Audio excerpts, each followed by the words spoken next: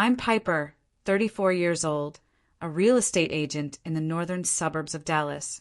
My life has been built from every dollar I earn myself. Those early mornings when I got up at 5 a.m. to meet clients before the sun rose, and the late nights returning home long after the streets had gone quiet. While I fought to hold my ground in a fiercely competitive market, my younger brother, Brandon, 32, lived in an entirely different world, one where every problem was rescued by our parents before it could turn into a real consequence. From a young age, I understood that if I wanted something, I had to find a way to get it myself. At 12, I saved every dollar from mowing neighbors' lawns to buy the sneakers I wanted. Meanwhile, all Brandon had to do was frown in a store, and minutes later, our mom would pull out her wallet. My parents always said Brandon was sensitive and needed more support, as if weakness were a reason to be prioritized. In high school, I asked to work part-time at a bakery to save for a laptop for my senior year. Every evening, I came home smelling of flour and sugar, but the pride of earning it myself made it worth it. Brandon was different. When he said he wanted the latest phone, my dad bought it immediately so he could stay in touch. No one asked him to do anything in return. The difference carried into college. I chose a public university in Austin, juggling classes, and a job in the administrative office, while also carrying student loans because my parents said I was capable of handling it. 2 years later, Brandon enrolled in an expensive private university in California. All his expenses, tuition, dorm, car, were fully covered by our parents. Yet Brandon dropped out halfway through, claiming he hadn't found his passion. While I worked my way up from the lowest positions at a real estate firm, saving every bit of commission to pay off debt and build my client base, Brandon bounced from job to job. He tried bartending, but got fired for giving free drinks to friends. He worked at a cell phone store until inventory shortages got him dismissed. He even enrolled in an online marketing course, but quit after a week because it was too boring. My parents never let Brandon feel real pressure. When he was short on rent, they paid it immediately. When his old truck broke down, they bought him a brand new pickup, saying it was so their son had reliable transportation to work. They paid off his credit card debt twice, following it, with lectures on responsibility, always ending the same way, by pulling out their wallets. Some nights I sat at my desk sorting through stacks of files, typing while my mom called to tell me about Brandon's latest hardship. She always ended with, family has to help each other in hard times. I would just give a dry laugh and change the subject. Over the years, I learned to swallow the sense of unfairness, but it smoldered like a live coal. By the time I was 33, I had paid off my student loans and saved enough to start looking for my first home. Meanwhile, Brandon had just lost his sales assistant job because the environment wasn't a good fit and was living with a new girlfriend. The gap between us had never been clearer. I had broken free from my family's financial limits, while he remained stuck in the same cycle of dependence and shelter. I don't hate Brandon. I'm just tired of realizing that my parents have never held the two of us to the same standard. I've had to push myself to prove my worth while he simply shows up to receive everything. In the years after Brandon dropped out of college, our lives veered in completely opposite directions. I stayed in Dallas, working as a real estate agent, while taking advanced courses to earn professional certifications. Every morning, I ran a few laps around the neighborhood park, grabbed a to-go coffee, and opened my laptop early to answer client emails. Every dollar I made already had a purpose: paying off debt, saving, investing in my work. Brandon, on the other hand, came back to Texas from California with no degree and no clear plan. He tried working at a sporting goods distributor but quit after 3 months because he couldn't stand the manager. Then came a string of temp jobs from delivery driver to event assistant, but each ended quickly with the same excuse. It wasn't the right fit. What I noticed was that he never truly put in effort to find the next job. Every time he lost work, Brandon went straight back into our parents' arms. My dad pulled from his retirement savings to cover the rent on a luxury apartment Brandon insisted on keeping, because he didn't want to live in a dump. My mom sent him a few hundred a month so he could eat properly.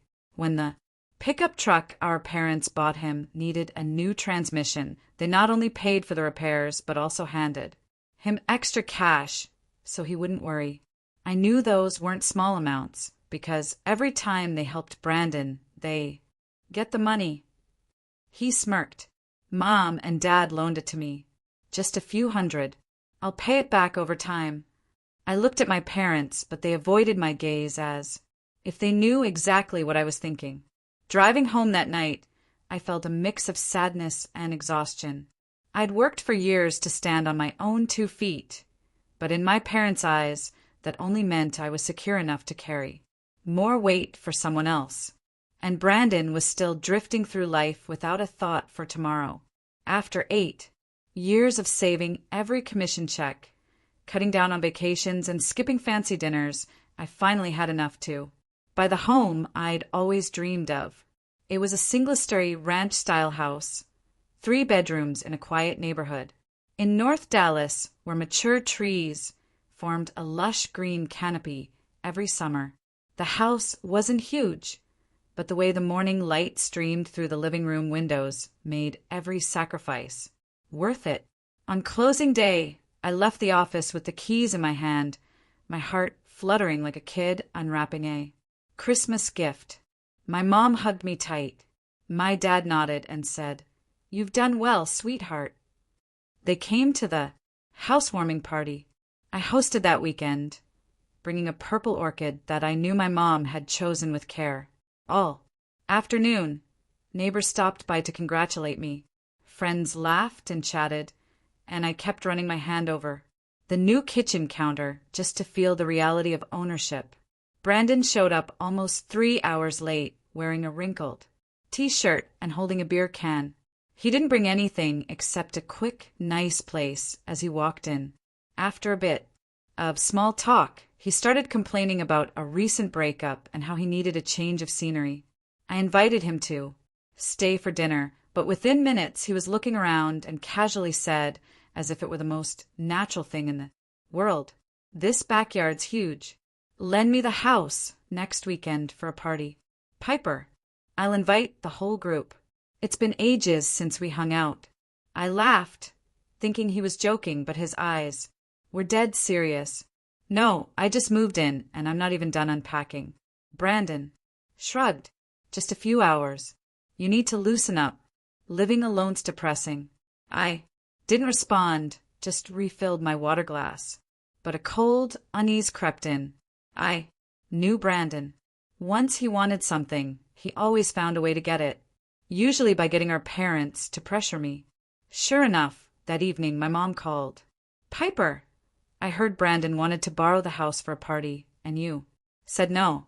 It's just a few friends, nothing big." I stayed firm.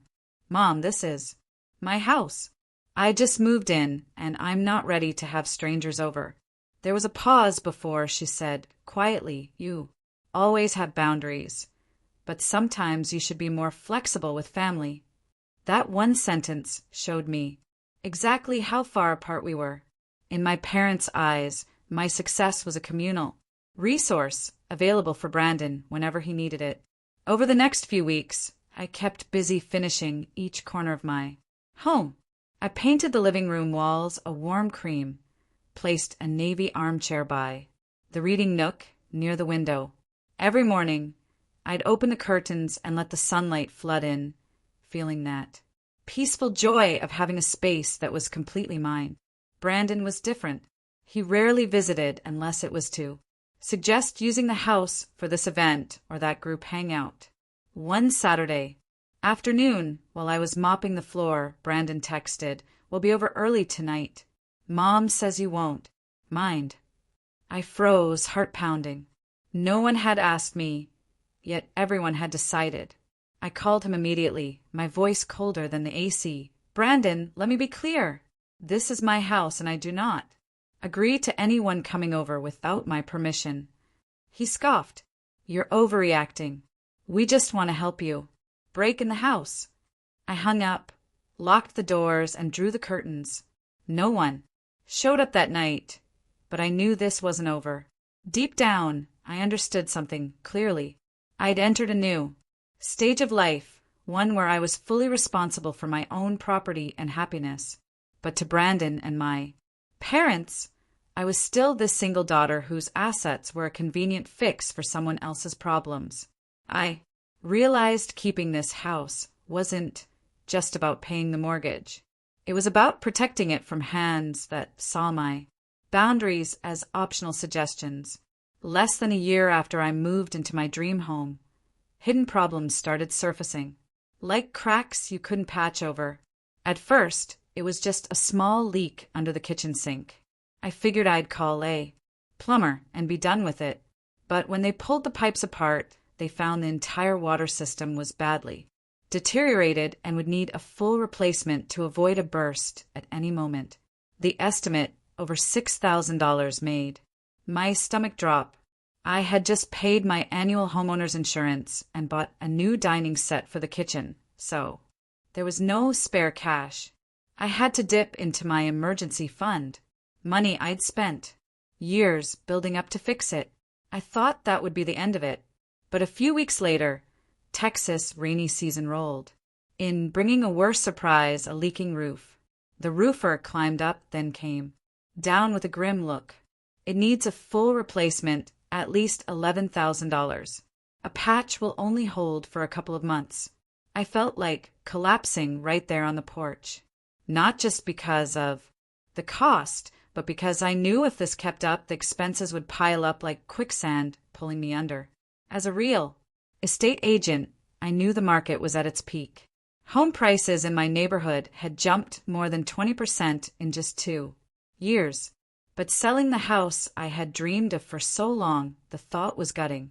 This was the place I'd painted, wall by wall, planted flowers in, and chosen every piece of furniture for. It wasn't just property. It was proof of my years of persistence and sacrifice. That night, I called Emily, my longtime financial advisor. After hearing me out, she sighed. "Piper, I know you love this house, but from what you're saying, it's becoming a burden. You could sell now while the market's hot. Take the profit, pay off your debts, and start fresh somewhere more manageable." Her words weren't wrong. I'd given that same advice to clients in similar situations, but applying it to myself was much harder. The next morning, driving to work, I noticed sold signs sprouting up everywhere. Houses were going in days, some for over the asking price. On my way home, I stopped by the office of a trusted colleague, Mark, to ask about a quick sale. He looked over my listing photos and paperwork, then grinned. "With your location and condition, you could list 15% higher than you bought it for and still get multiple offers. You could sell within a week." That felt like the final push. I went home, stood in my living room, and watched the last light of the day stretch across the hardwood floors. I knew I had to choose: cling to this dream until it drained me dry, or let it go to protect my future. The decision wasn't impulsive. I spent a week running numbers, outstanding loan balance, repair costs. If I stayed, projected profit if I sold, and budget for my next place. Every calculation pointed to the same answer. Selling was the only way to avoid sinking into debt. One thing I kept secret: I didn't tell a soul in my family, especially not Brandon or my parents. I knew exactly how they'd react. Brandon would see it as a golden opportunity to swoop in, and my parents would insist I keep the house for the family. I needed space and quiet to close the deal before the drama hit. Mark connected me with a young couple who were looking for exactly my kind of home. They toured it on a Wednesday afternoon. I stood on the porch, hearing them gush over the open kitchen and big backyard. Just one day later, they sent in an offer 5% over asking with a quick close and the option for me to rent back for 30 days while I moved. I signed the papers with a mix of relief and heartache. In less than a month, I'd have to leave the place I'd poured so much of myself into. But I also knew I was reclaiming my financial security, something I'd sacrificed far too long to hold on to a dream that was already cracking. Sunday dinner at my parents' house had been a tradition for years. No matter how busy I was, I made sure to be there at 6 o'clock sharp because my father hated it when anyone was late. That night, I arrived on time carrying a bottle of red wine, still keeping my plan to sell my house a secret. I intended to share it only after all the paperwork was done, avoiding pointless arguments. The moment I stepped inside, I sensed something was different. The table was covered with a new cloth, silverware gleamed, and a chilled bottle of champagne sat in the center, something I had never seen at an ordinary family dinner. My mother was smiling wider than usual, and my father stood up to hug me, saying, "You're going to be surprised." Before I could ask, Brandon walked in from the living room, wearing a crisp new shirt and neatly combed hair, a rare sight. He held a gift bag, setting it on the table like it was part of some ceremony. My mother tilted her head and smiled, knowingly. "Piper, we have good news tonight." Once we all sat down, my father began in a formal tone as if making an announcement. "The family has discussed it and decided on the perfect solution for everyone." Brandon cleared his throat and raised his champagne glass. "Starting next week, I'll be moving in with you, Piper. Just temporarily until I get stable at work again." I set down my fork, looking at each face around the table. My mother nodded and added, "You have a spacious house, and it's a waste for you to live there alone. Brandon can take the spare room, help with cleaning, and keep an eye on things when you're busy." I stayed silent for a few seconds, feeling like I was watching a play in which I'd been cast without being asked. When all eyes turned to me, I smiled faintly and said slowly, "That's a nice plan, but there's one problem." "What problem?" My father frowned. "I sold the house last week." The table fell silent. Brandon blinked rapidly, his mouth opening, but no words coming out. My mother set her glass down. With a sharp clink, her voice sharper than usual. "You what? Sold it? Why? Didn't you tell the family?" I pulled an envelope from my bag containing the signed contract and placed it on the table. "Here are the papers. The buyers take ownership in 3 weeks. I'll be renting a smaller place that suits my budget." Brandon snatched the papers, flipping through them like he was searching for a loophole. "You did this just to cut me off, didn't you?" "No, Brandon. I sold it because the repair and maintenance costs were too high. I'm not going to drown in debt." My father interjected heavily. "Piper, this is a big decision. Why didn't you consult the family?" I let out a short laugh, like the way you all planned for Brandon to move in with me without ever asking me. The air at the table turned thick. Brandon shoved the papers back toward me and stood abruptly. "I already told my landlord I'd be out by the end of the month. Where am I supposed to go now? You can rent another place, find a roommate, or stay with Mom and Dad." I looked directly at them. My mother hesitated. "Brandon's room is now my sewing room." My father added, "The storage is full. Clearing it would take time." I laughed, but inside I felt cold, so I'm expected to give up my living plans to clean up someone else's mess. Brandon growled, "You always think you're better than everyone." "No, I just think everyone should take responsibility for their own choices." He stormed out, slamming the door. My mother sighed, her eyes glistening. "You do this, and Brandon will have nowhere to stay." "Mom, he's not homeless. He has plenty of options. I'm just not one of them." Dinner ended without anyone touching dessert. As I left, my father said quietly, "I'm proud of you for standing your ground, but this isn't over." Driving home, I knew one thing. For sure. Tonight's shock was just the beginning. Their plan had collapsed, and they would find another way to pull me in. But this time I was ready. Brandon came back the next evening, not to reconcile, but to keep pushing. He stood on the porch, hands in his pockets, voice flat. Piper, I'll be straight. I need a place to stay, and I think you should do the right thing for the family. I opened the door just enough to block it, not inviting him in. The right thing for the family, Brandon, doesn't mean sacrificing my own life to make room for someone who refuses to take care of himself. He raised an eyebrow, smirking. Still the same attitude. I swear, you always think you're the only one who works hard. No, I replied, evenly. I just know that at 32, you're more than capable of taking responsibility for your own choices. My parents arrived moments later. Mom stepped in first, eyes full of reproach. Piper, I don't understand why you're being so hard. You know how tough things have been for Brandon. Mom, things are tough for him because everyone shields him from consequences. How many times have you paid off his credit card debt? Dad bought him a new car, covered his rent. You call that helping, but really it's keeping him from growing up. Dad, cut in voice stern. We're family. When one person has a problem, the whole family shares it.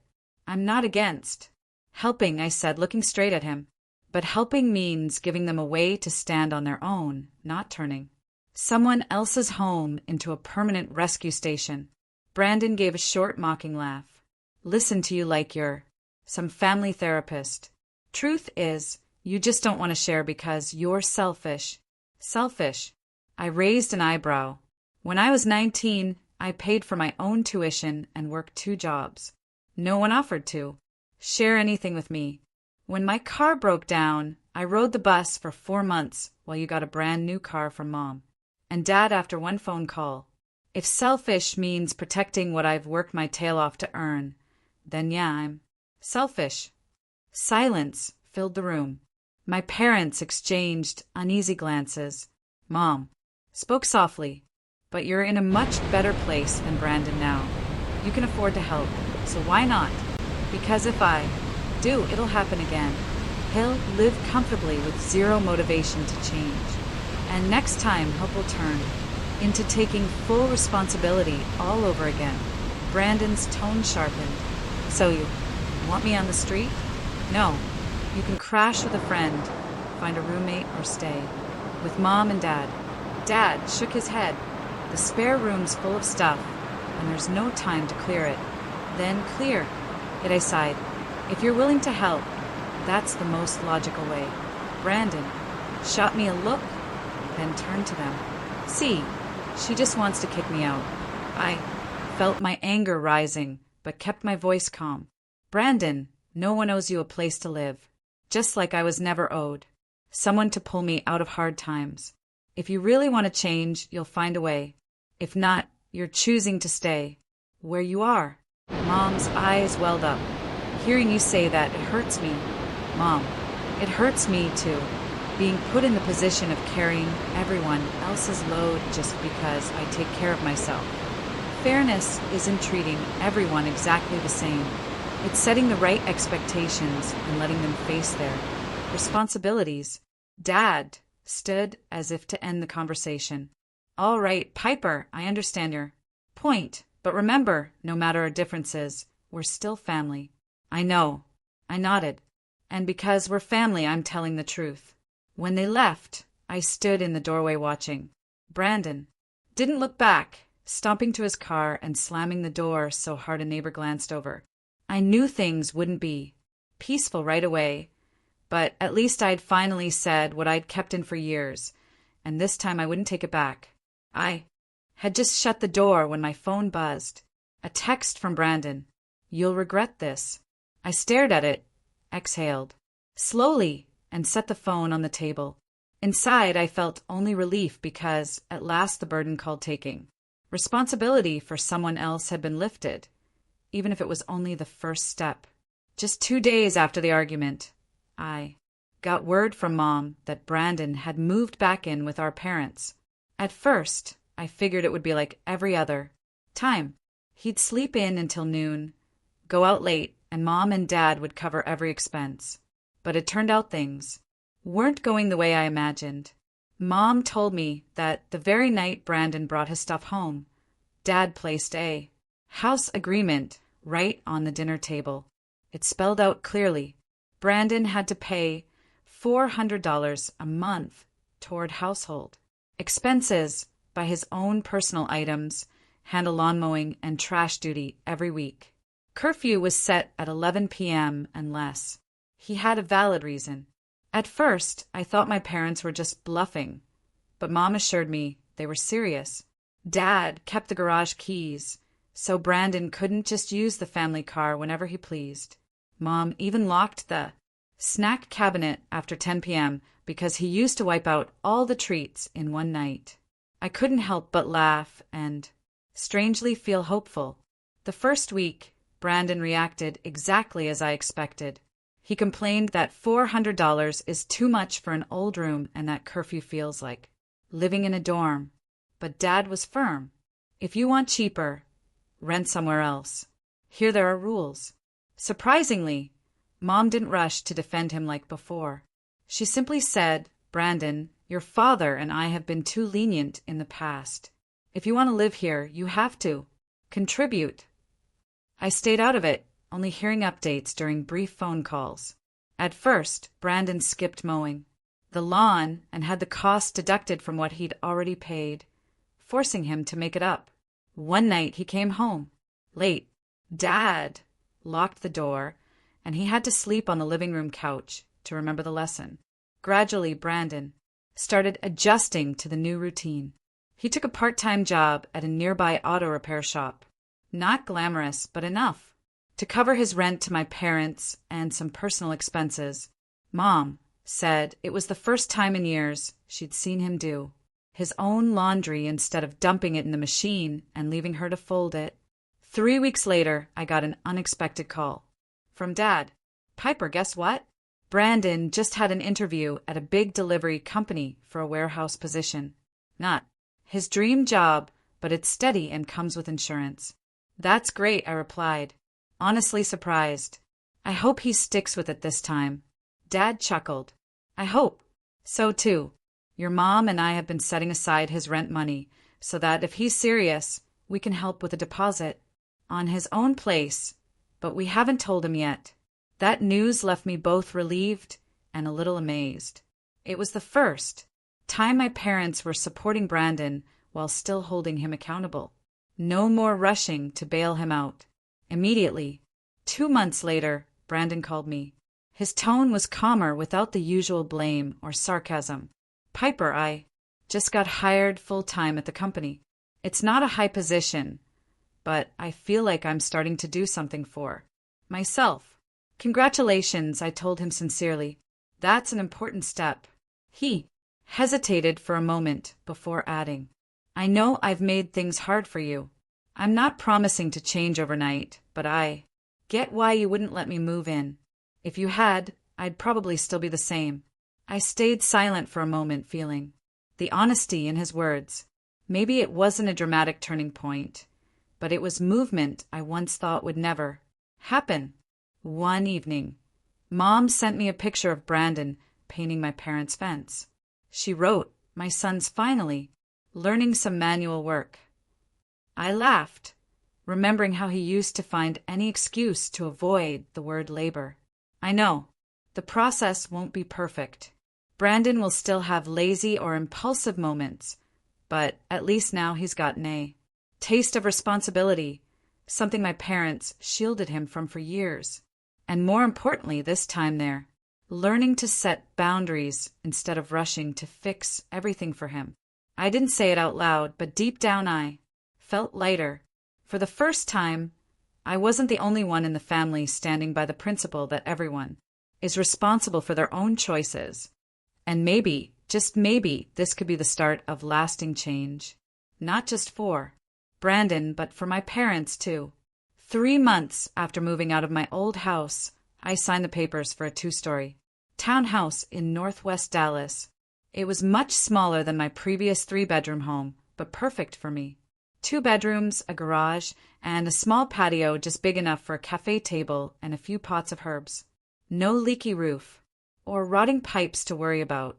Everything was new and under warranty. The profit from selling my last house covered a big chunk of this one, making my mortgage lighter than ever. For the first time in years, I could open my monthly budget without feeling a knot in my chest. I even built an emergency fund that could carry me for at least 6 months if anything unexpected happened. The sense of financial security was such a relief. I hadn't realized how tense I'd been all those years. On moving day, Mom and Dad came to help, bringing a simple lunch and a few old decor pieces I'd once loved. No hints about Brandon needing a place to stay with his sister, like before.